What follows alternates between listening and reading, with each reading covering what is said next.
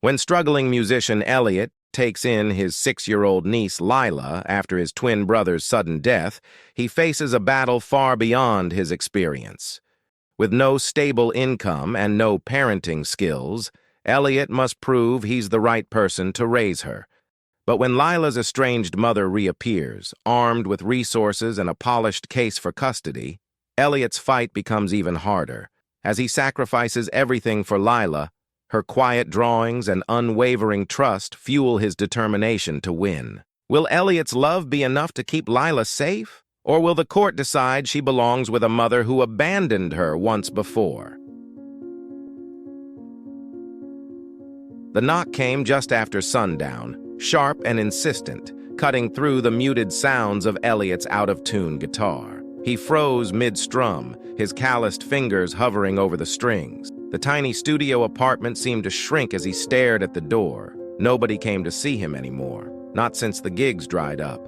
Not since Liam stopped calling. He shuffled to the door and opened it, expecting the landlord, maybe another final warning. Instead, it was a social worker, and with her, a little girl clutching a stuffed bear with one missing eye. The woman's words were brisk, rehearsed, as though she had delivered the same news to countless other doors. "Elliot, I'm sorry to inform you that your brother, Liam, passed away 3 days ago." The rest came in fragmented sentences. Single car accident, custody arrangements. You're listed as the only next of kin. Elliot's gaze slid from the woman's stiff smile to the child at her side. Lila, they said her name was, 6 years old, with big, wary eyes that glistened in the dim hallway light. She didn't cry. She just stared at him, clutching that bear tighter, like it was the only thing anchoring her. He stepped aside without a word, letting them in. The social worker talked, paperwork, temporary arrangements, legalities, but Elliot barely heard her. His mind was spinning, stuck on the last conversation he'd had with Liam months ago. Harsh words, a slammed phone, then nothing. The social worker leaned down to Lila, brushing a hand over her curls. "You'll be staying with Uncle Elliot for a little while, okay?" The girl didn't answer. She just looked at him, her small frame dwarfed by the too big coat draped over her shoulders. Her silence was heavier than any sobbing would have been. After the door closed behind the social worker, Elliot crouched in front of Lila. Hey, he said awkwardly, his voice cracking. He tried to smile, but it felt wrong. "You hungry or anything?" She didn't answer, but her stomach growled softly in reply. The apartment wasn't built for two. The second-hand couch was the closest thing to a bed Elliot could offer, and he wrapped her in every blanket he had, leaving himself to shiver on the floor. Lila fell asleep, clutching her bear, her breathing shallow but steady. Elliot sat up against the wall, staring at her. She was so small, fragile, and she was his responsibility now. That night, he barely slept. Every time he closed his eyes, he saw Liam's face, grinning, teasing, alive, but the grin always twisted into something else, a look of betrayal. Elliot had missed every opportunity to make amends, and now, this little girl, this stranger, was all he had left of his brother. Morning came with the kind of pale, wintry light that seeped into the cracks of the old windows. Elliot brewed coffee in silence, his fingers trembling as he poured. He didn't know what he was doing. How could he? He could barely take care of himself, let alone a child. "Do you play music like Daddy?" Her voice startled him. Lila stood in the doorway, her bear dragging along the floor. Her eyes were puffy, her curls a tangled halo around her face. Elliot cleared his throat, setting the coffee pot down. Yeah, kind of. Not as good as your dad, though. Liam was..." He stopped, swallowing the lump in his throat. "He was better." Lila patted closer, her bare feet soundless on the scuffed floor. She peered at the guitar leaning against the wall, then up at him. "Can you play something?" He hesitated. The guitar felt heavier than usual when he picked it up. The strings groaned under his fingertips, protesting the unfamiliar weight. He started strumming a simple melody, the only one his hands could remember. It wasn't much, but Lila's eyes softened as she listened. She climbed onto the couch, hugging her knees to her chest. When the song ended, she whispered, "Daddy used to play that one." Elliot blinked rapidly, his throat tightening. He forced a crooked smile. Guess he taught me something after all. By the third day, it was clear Lila wasn't going anywhere. Elliot was no parent, but the system had decided he was the best option, at least for now. He filled out forms with shaking hands, trying to ignore the gnawing voice in his head. You're not cut out for this. You can't even pay your rent. But then there were moments, quiet, fleeting ones, that anchored him. Like when Lila handed him a drawing of the two of them holding hands, a lopsided guitar between them. Or when she fell asleep humming that same simple melody, her bear tucked under her arm. Still, doubt clung to him like a shadow. He was barely scraping by. And Liam's ex-wife, she wasn't going to let this go without a fight. The first court summons came 2 weeks later, delivered in an envelope stamped with sharp, unforgiving letters. Elliot stared at it for a long time before tearing it open. Elliot is gripping the court notice, his jaw tightening. Lila's laughter echoed faintly from the other room, a bittersweet reminder of what was at stake. For the first time in years, he felt something stir inside him, a determination to fight, no matter what it took. Elliot stared at the court summons long after the words blurred into nothingness. The phrases jumped out at him like daggers. Custody hearing, fitness as a guardian, biological mother's claim. His chest tightened as he imagined Lila being pulled away, her small hand slipping out of his grip. In the next room, Lila's voice sang a soft, fractured melody. She was humming the same tune he'd played for her days ago, her version wandering off key but carrying a sweetness that broke him. He folded the letter sharply, stuffing it into his guitar case, as though hiding it could delay the inevitable. That evening, over a dinner of instant noodles and the last slice of toast, Lila asked, "Why did Daddy go away?" Elliot's fork froze midway to his mouth. He had no idea how to answer. Well, sometimes things happen, and we don't really get to choose." She tilted her head, her wide eyes pinning him with quiet curiosity. "Are you going to go away too?" His throat felt like it had closed. He forced a laugh, though it came out hoarse. "Nah, you're stuck with me, kid." That seemed to satisfy her for now. She returned to picking at her noodles, completely unaware of the storm brewing just outside their fragile bubble. The first hearing loomed too close for comfort. Elliot scrambled to make sense of what he needed. A lawyer, a plan, proof that he could keep Lila safe and cared for. His checking account was already gasping for air, the balance shrinking with every new expense. And gigs? Forget about it. He canceled two just to figure out how the system worked, which left his landlord's patience as thin as the walls of the apartment. "You're not serious, are you?" His friend Jonah barked over the phone. "A 6-year-old? Man, you can't even remember to water the plant I gave you." Elliot paced the living room, the guitar case propped up against the wall like a silent witness to his frustration. "It's not a plant. It's my niece, and I'm not letting her go to some stranger, or worse, her mom. You don't know what she's like. I know you've got nothing right now, Elliot. No steady job, no space. This isn't one of your songs. You can't just wing it and hope for the best." Elliot didn't respond. His eyes landed on Lila, who was sitting cross-legged on the couch, carefully coloring in another picture. This one showed a stick figure with a guitar, and another smaller one holding a bear. A crooked sun beamed over them, its rays drawn with wobbly lines. He tightened his grip on the phone. "Thanks for the vote of confidence, Jonah." 2 days later, he stood outside a cold, gray courthouse with Lila's tiny hand tucked into his. Her fingers felt so small, so fragile, wrapped in his. She didn't say anything, just stared at the building's imposing columns as though she could sense the gravity of the moment. Inside, the courtroom smelled of stale coffee and disinfectant. Liam's ex-wife, Carla, sat at the far table, her hair swept into an immaculate bun, and her lips painted a sharp red. She looked like she belonged there, calm, confident, ready to tear Elliot apart with the perfect smile she reserved for the judge. "Mr. Moreno," the judge began, her voice even but unyielding, "can you explain why you believe you are the better guardian for Lila?" Elliot stood, his palms slick with sweat. He'd never been good with words unless they had a melody behind them. But this wasn't a song. This was his life, and hers. "Well, his voice cracked. He cleared his throat. "Lila needs someone who cares about her, not just who sees her as an obligation. I might not have a lot, but I'll give her everything I've got. She's not just my niece. She's all I've got left of my brother." Carla leaned forward, her voice dripping with polished indignation. Your Honor, with all due respect, Elliot is a struggling musician who can barely support himself. How can we expect him to raise a child when he's never even taken care of a dog? The room felt like it was tilting, the air pressing down on him. He stole a glance at Lila. She was drawing again, oblivious to the battle raging over her future. The hearing adjourned, the decision delayed. Elliot slumped onto a bench outside, his head in his hands.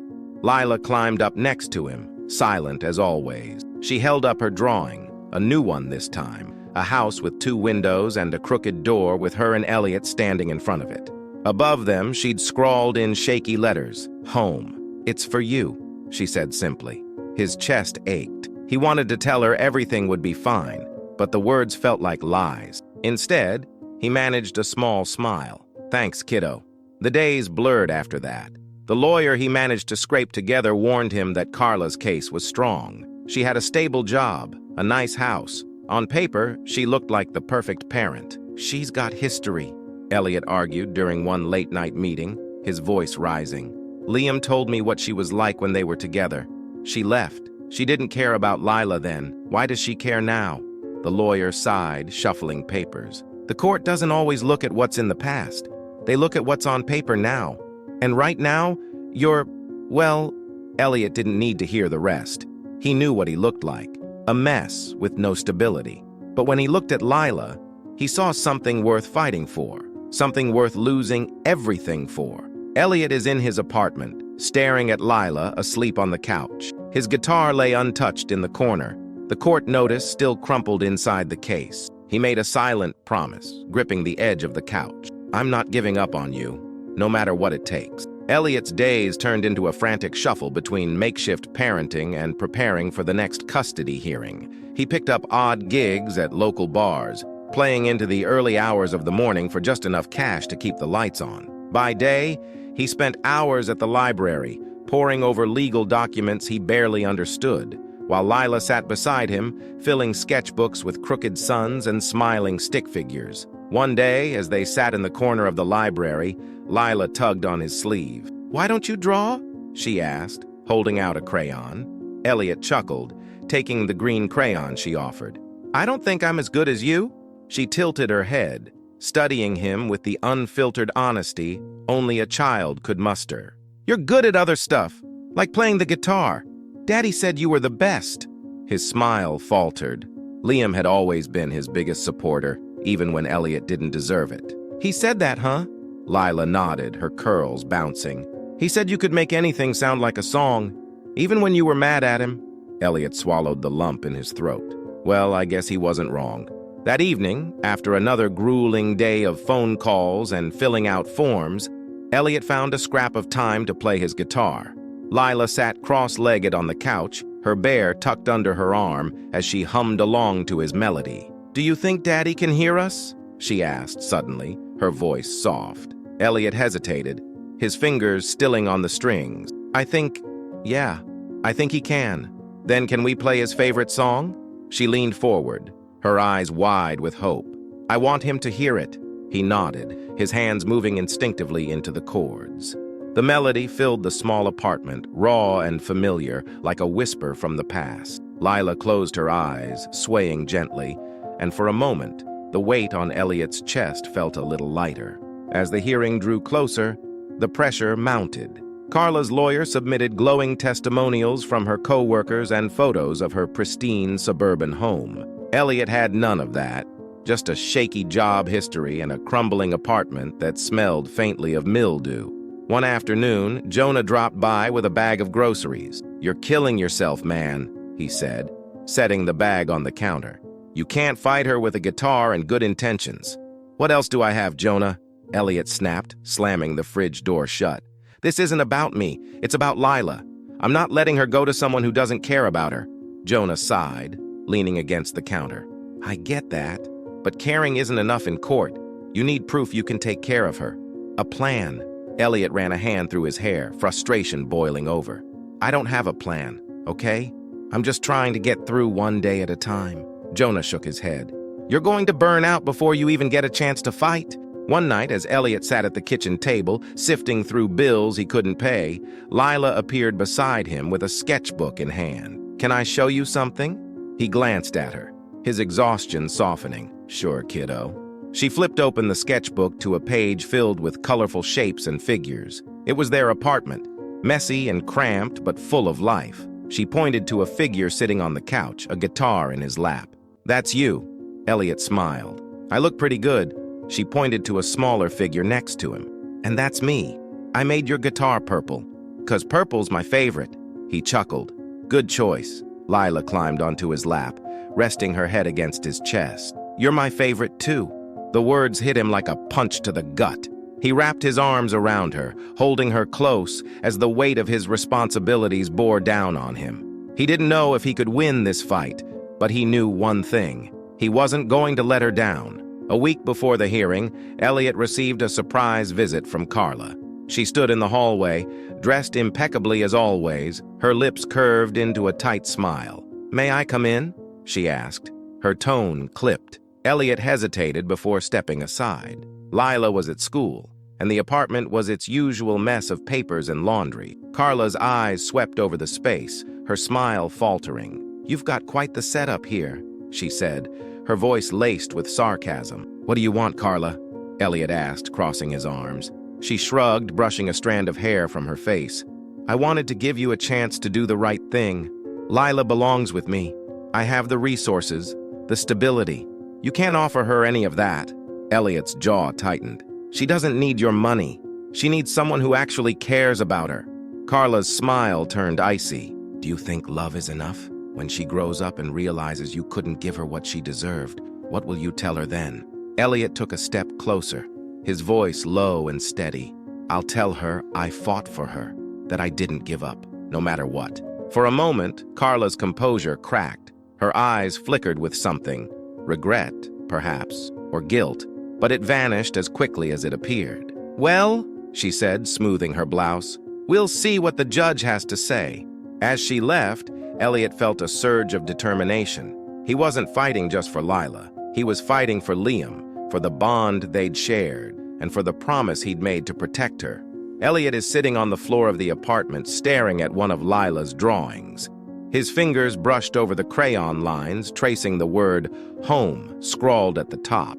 He took a deep breath and picked up his guitar, the first notes of a new melody filling the room. "No matter what it takes," he thought, "I'll make this a home for her." The week before the hearing was a whirlwind of mounting stress and quiet moments that strengthened Elliot's resolve.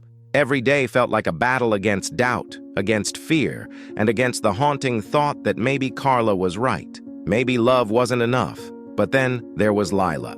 She was the anchor in the chaos, her small gestures tugging at Elliot's heart just when he thought he couldn't bear the pressure any longer.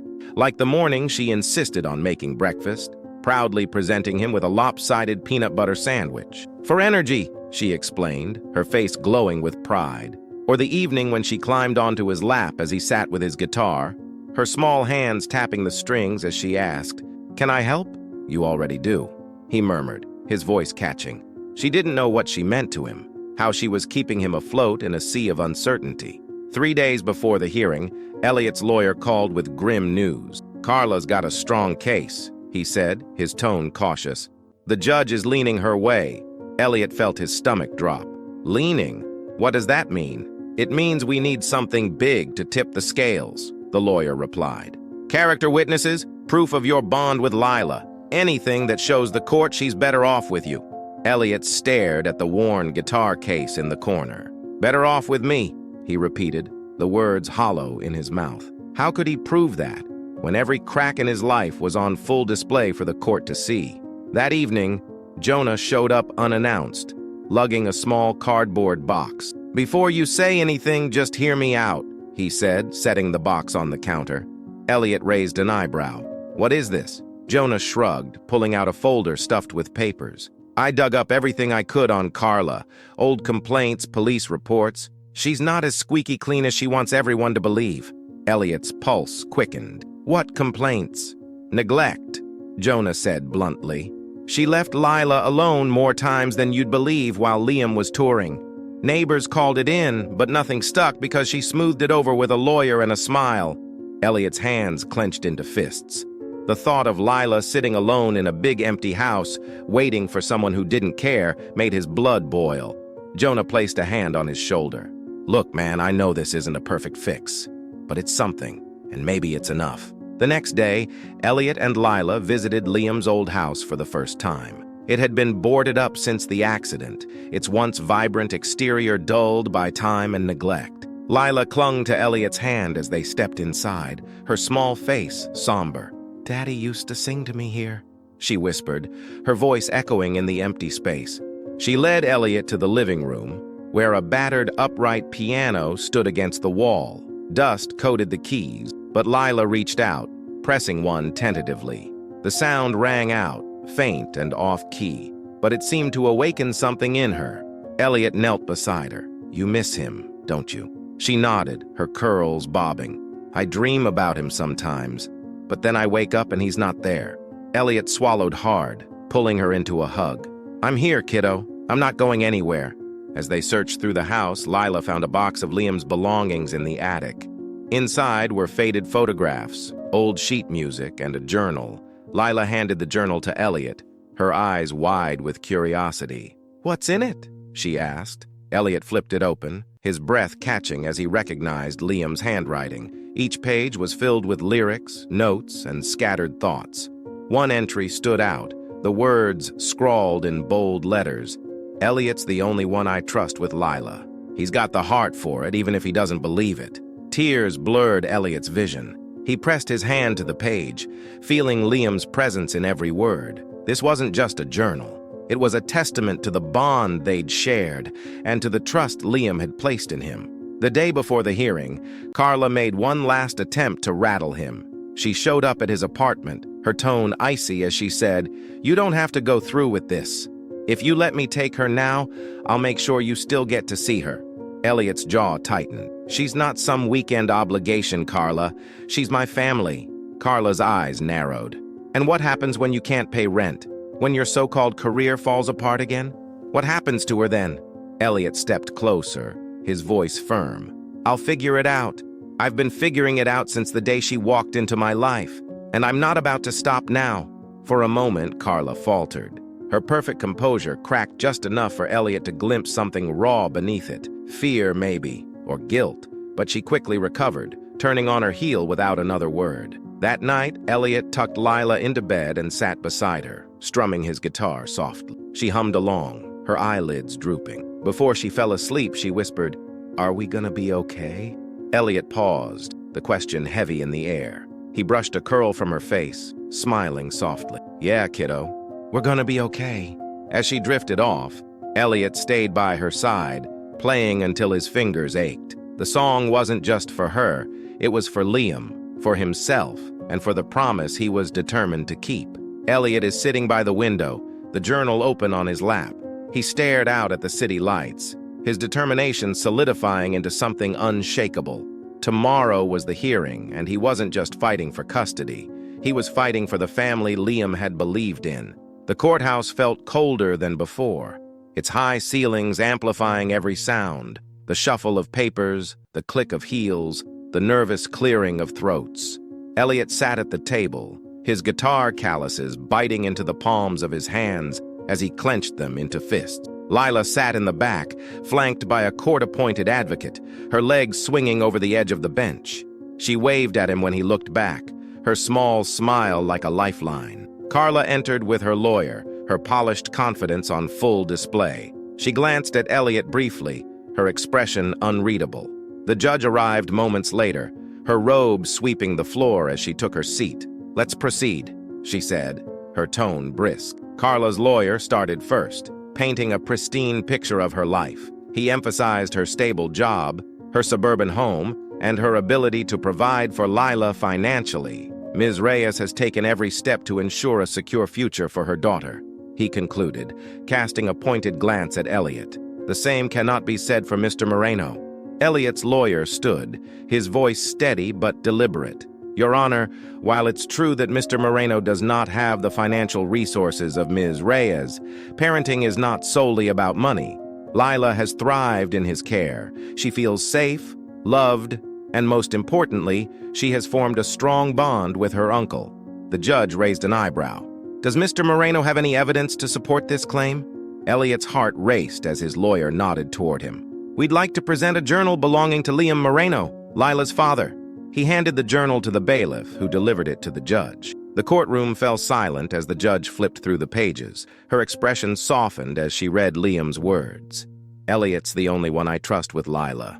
He's got the heart for it, even if he doesn't believe it. The judge looked up.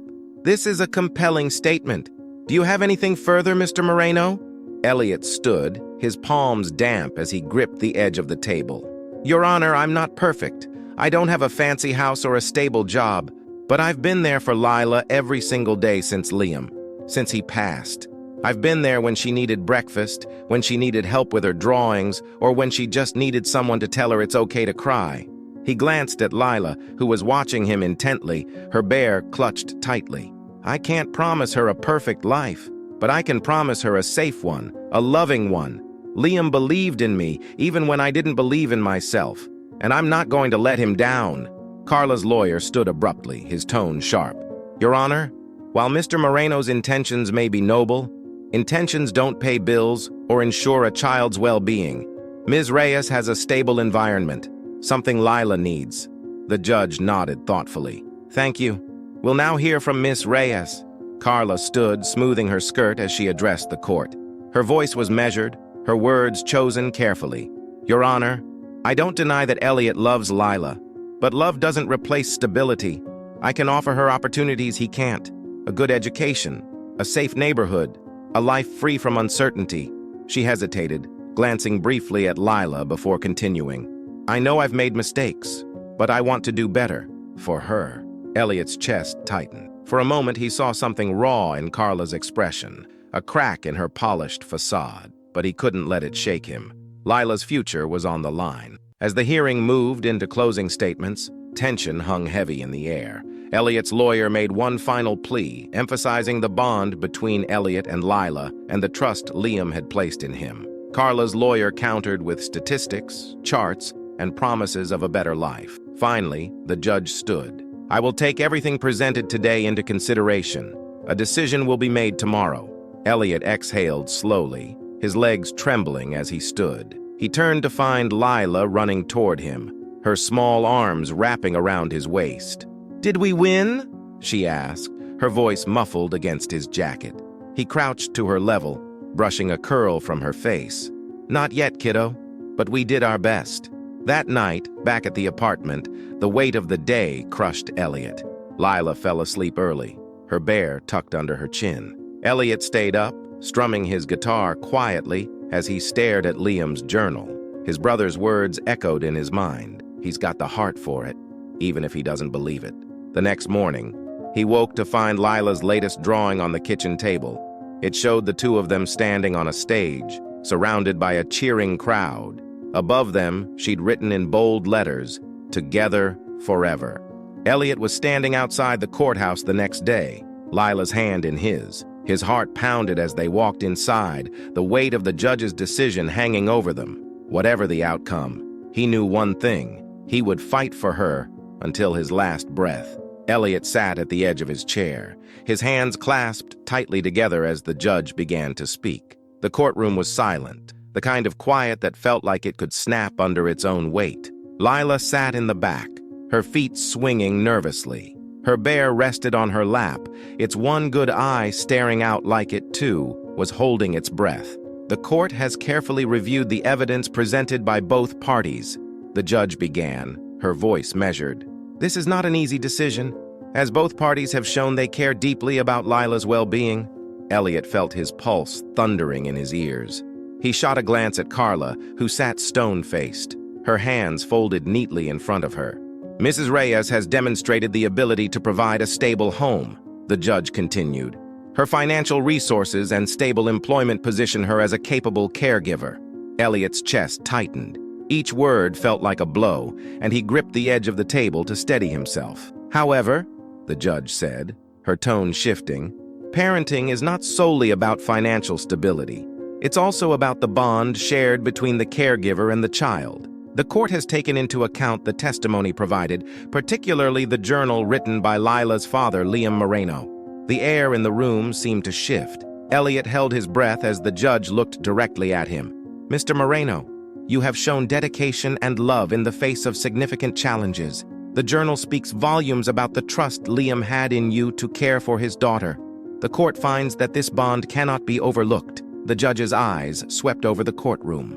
"Therefore, I am awarding primary custody of Lila Moreno to her uncle, Elliot Moreno, with visitation rights granted to Ms. Reyes." Elliot blinked, his mind struggling to process the word. Did he win? Lila's soft gasp broke the spell, and before he knew it, she was running toward him, her bear trailing behind. "You did it!" she cried, throwing her arms around him. He scooped her up, holding her tightly, as relief flooded his body. "We did it," he whispered, his voice thick with emotion. Carla stood abruptly, her face a mask of composure that couldn't quite hide the crack of defeat. She approached Elliot, her steps hesitant. "Take care of her," she said softly, her voice laced with something almost like regret. Elliot nodded, holding Lila close. "I will." Carla glanced at Lila, her expression softening for a brief moment. "Goodbye, sweetheart," she said, her voice trembling slightly. Then she turned and walked away, her heels clicking sharply against the floor. Outside the courthouse, the winter sun glinted off the pavement, warming the chill in the air. Jonah was waiting on the steps, grinning as he clapped Elliot on the back. "You did it, man." Elliot smiled weakly, exhaustion etched into his face. "Barely." Lila tugged on his sleeve. "Can we go home now?" He crouched down, brushing a curl from her face. "Yeah, kiddo. Let's go home." That night, the apartment felt different. It wasn't bigger or better, but it felt brighter. Lila danced around the living room with her bear, her laughter filling the space. Elliot watched her, a soft smile tugging at his lips. "You're pretty good at this dad stuff," Jonah teased, handing him a beer. Elliot laughed, shaking his head. "I'm winging it, but I'll take the compliment." Jonah's smile faded slightly. "Liam would be proud of you, you know." Elliot's throat tightened. He looked at Lila, her joy lighting up the room, and nodded. "I hope so." Elliot is tucking Lila into bed. She grabbed his hand, her tiny fingers wrapping around his. "Are we going to be okay now?" she asked softly. Elliot leaned down, brushing a kiss against her forehead. "Yeah, kiddo, we're going to be okay." As she drifted off, he sat beside her, strumming his guitar. The melody was new, soft, and hopeful, a song for Lila and for the life they were building together. The days following the court's decision felt surreal, as if Elliot had stepped into someone else's life. Each morning, he woke up half expecting to find Lila gone, as if it had all been a dream. But then she'd appear in the doorway, her curls wild and her bear tucked under one arm, grinning as if she hadn't a care in the world. "Good morning, Uncle Elliot," she chirped one day, climbing onto the couch next to him. Her presence was like sunlight breaking through clouds, chasing away the shadows of doubt that had lingered for so long. "Morning, kiddo," he replied, ruffling her hair. "What's the plan today?" Lila giggled. "Can we go to the park? I want to draw the ducks."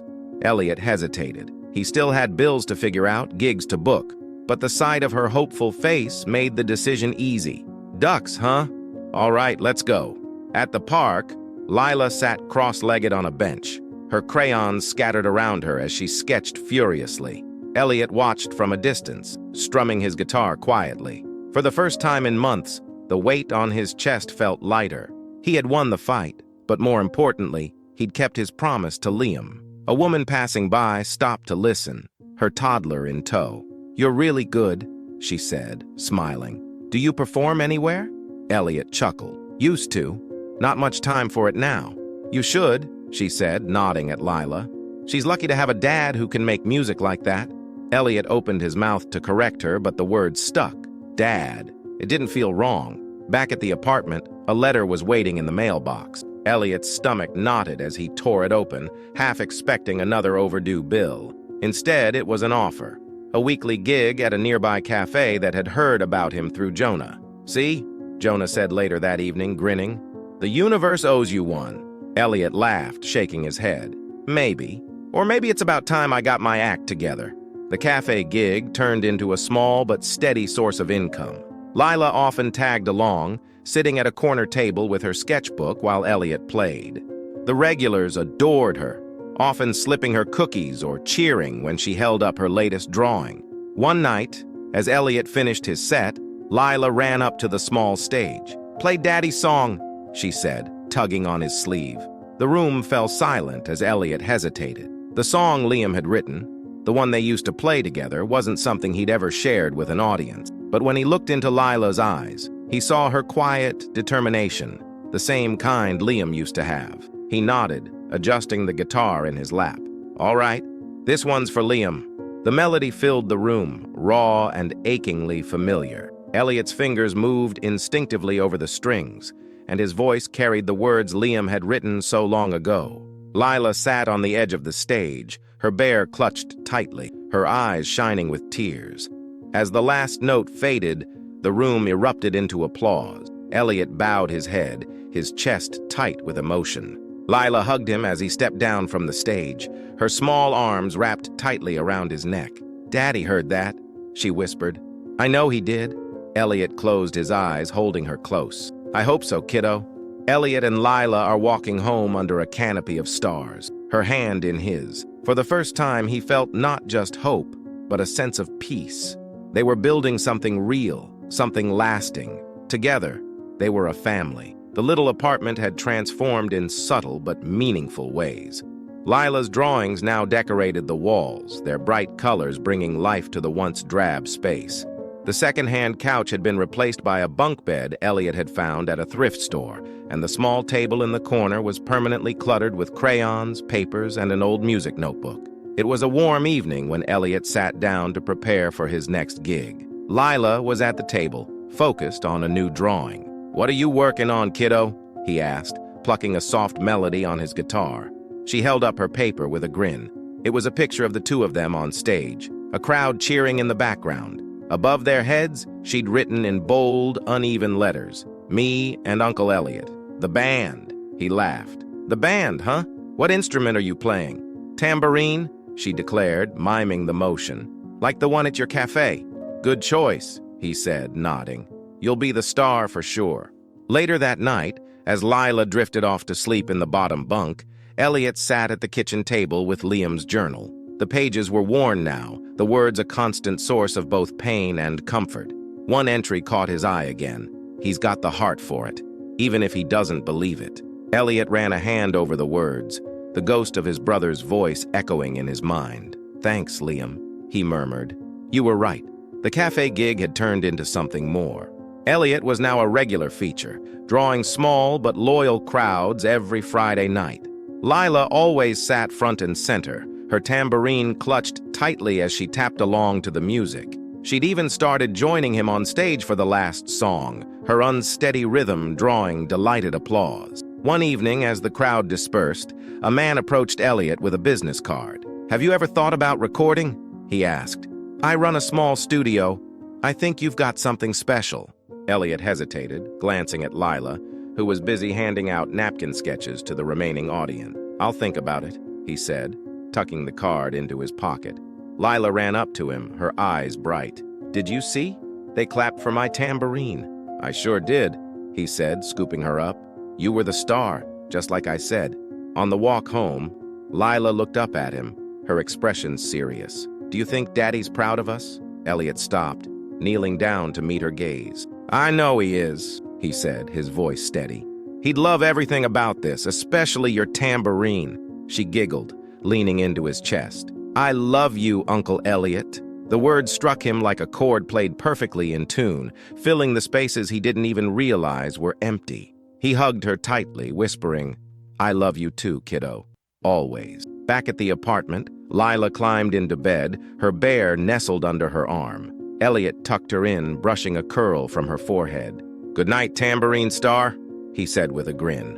"Good night, Uncle Elliot," she murmured, her eyes fluttering shut.